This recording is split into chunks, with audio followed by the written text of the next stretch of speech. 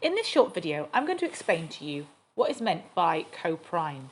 So we're going to be studying about coprime dice in an investigation.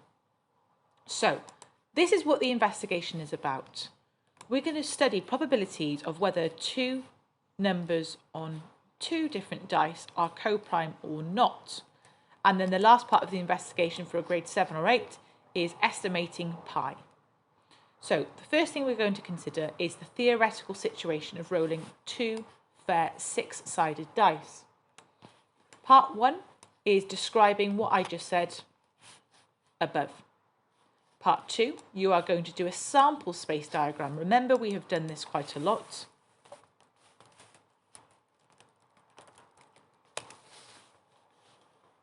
A sample space is simply going to be something like this, which you can see on the screen.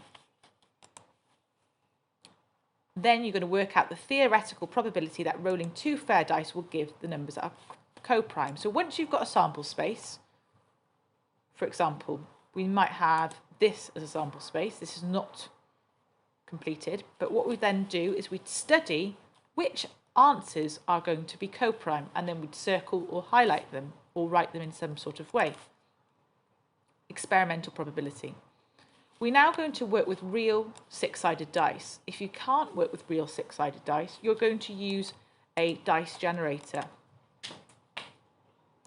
With the dice generator, you just click roll two dice, and your solutions are going to be, for example, 5 and 4. I would then go onto a Google Doc, and then from the Google Doc, you are going to record your results. You could put it in a list or a table, whatever you think is best. So what we're going to do is insert table,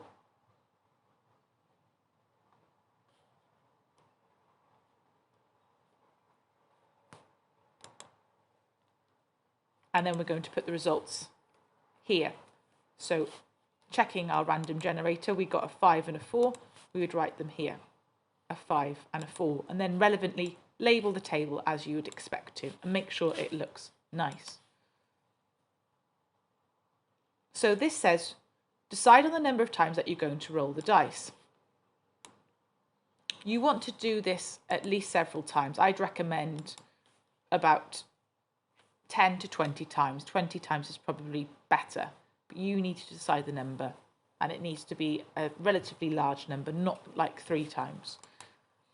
Then you're going to compare the experimental probability. So the experimental probability is the results you've put in this table from rolling these two dice, with your theoretical probability, which you decided here. Remember, we worked this out using the sample space and then highlighting the relevant numbers.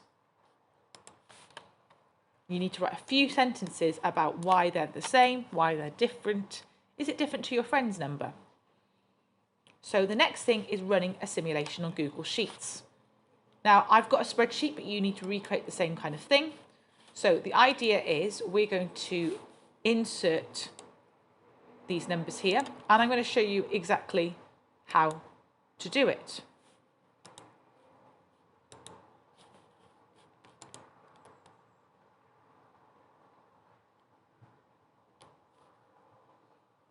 If we have a look at dice 1 and dice 2, it doesn't matter where you put this data. You could move this data so it's lower down in the sheet. So it doesn't need to be in exactly column B. But what we do need to do is the following. I'm going to delete all the data and show you how special Google Sheets can be. You're going to write here equals rand between 1 and 6. And then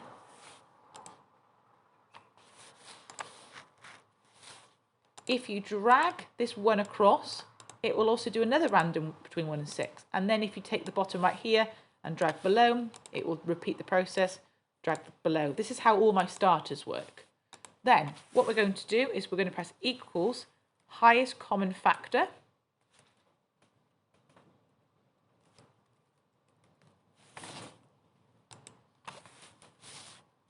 And see if this works. You can see this doesn't work. So let's see what function was there before. The function that was there before was GCD, which is another way of calling highest common factor.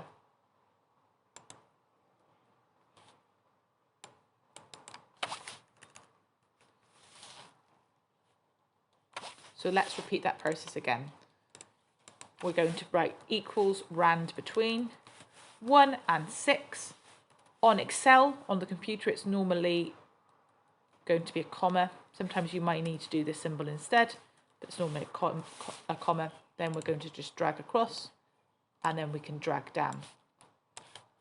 Then highest common factor is going to be GCD, and then you just select the first value, and then comma, select the second value.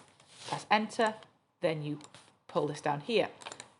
Technically, this column is irrelevant, but you can include it if you want. And basically, the way Excel works is if you press enter, it's going to reshuffle the numbers for you. Now, last but not least, again, you can put this information anywhere, which I'm going to highlight in yellow. We know something's coprime if the highest common factor is 1. So we've got to count how many coprimes there are. So what you do is you use a Countif formula. So the way a Countif formula is counting in the column from D5 onwards, how many ones are there? So we just put D5, and then you could put to D24, and then you put comma 1. And that counts 13 number ones. And then we say it's out of 20 altogether. And then to work out the probability, we just do the 13 divided by 20. But you could also put the 20 here. And then you would just write equals 11 dash, which we use on the computer for divide, 20 gives you the probability here. But what you notice is every time you press enter, it changes the simulation for us. So we're running the experiment, and we're going to compare the values you get from your simulation with the theoretical and experimental probability. So what you're going to do is you're going to get several values of the simulated probability, and you're going to write them down. Perhaps you might want to find the mode, perhaps you might want to find the mean, for example. Then you're going to talk about the advantages, and the rest of it is for top grade, so I'm not going to explain anymore. Please remember, you need to check this for your full marks. So remember, if you do everything I've just suggested, you can get a 6 really easily, including describing an advantage of using a simulator versus throwing the dice manually or in person. Good luck with the investigation, and ask me questions if you need to. Good luck.